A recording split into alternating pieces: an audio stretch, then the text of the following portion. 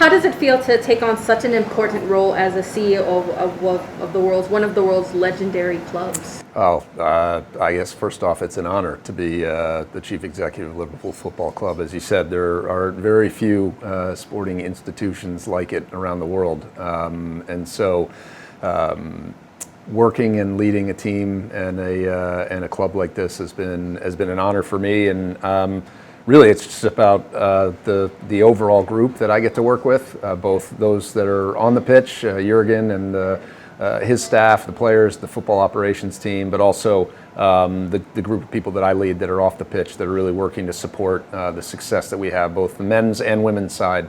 And ultimately, at the end of the day, this is Liverpool Football Club, and we're focused on winning trophies, and we've been fairly successful at that over the course of the last couple of years.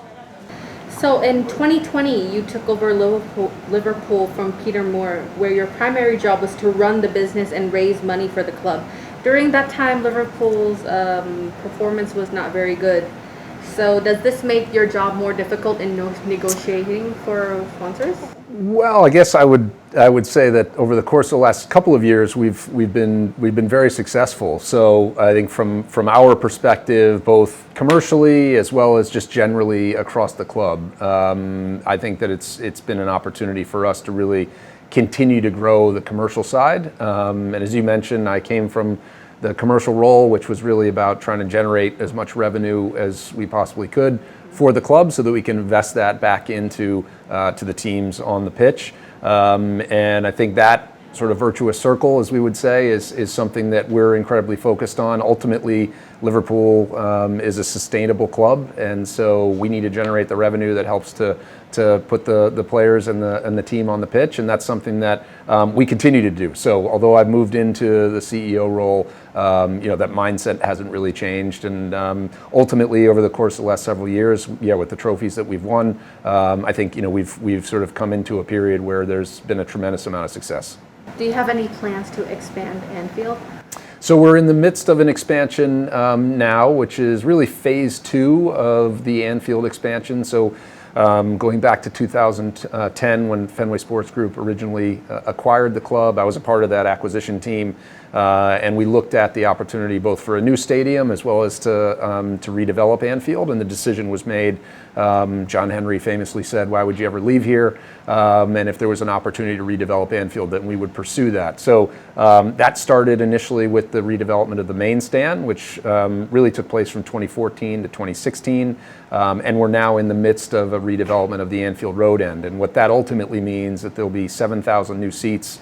So 7,000 additional supporters that will be able to come to Anfield starting not this season, but next season, so 23-24. And that will take our overall capacity up just over 61,000. Why did Liverpool choose Thailand for this epic upcoming event against Manchester United? Well, it's a great opportunity. The preseason tour is a great opportunity for us to bring the club out to our global fan base. And as I said, we haven't had the opportunity to do that since 2019. So we have come to Thailand before. We played in Bangkok. Actually, this is our 3rd time over the course of the last 10 years. So we know we have a massive following here in Thailand.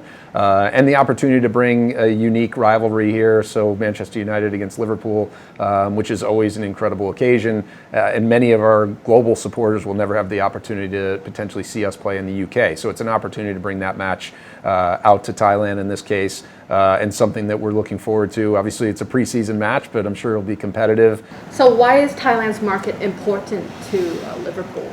Well, number one, we have a huge following here. And so it's really important from our perspective to be able to bring the club to those supporters. And when you look at both the followers, the number of followers that we have across our social media channels, that's the number one Facebook page that we have is our Thai Facebook page. So, we know that there's a significant amount of supporters here in Thailand. And so it's always an important market for us. And we couldn't be more excited. And we saw the reaction when we landed, thousands of people at the airport and thousands of people here at the hotel.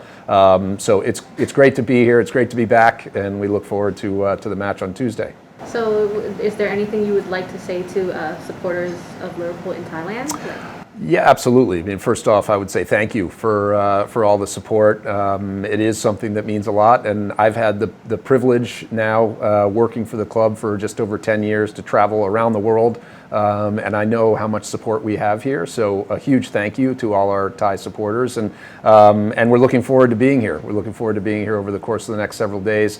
Obviously, the match on Tuesday night, which is sort of the focal point, but we have an open training Monday night at the stadium, and we have a number of different community events going on over the course of the next couple of days. So myself, as well as our club ambassador Ian Rush, a number of our former players, club legends, will be out in the market and working very closely with fans, and headed over later to a big event with supporters. So it's something that we feel incredibly passionately about, which is to bring the club back to our global supporters. And so I would say thank you to them, and we're looking forward to seeing them over the course of the next few days.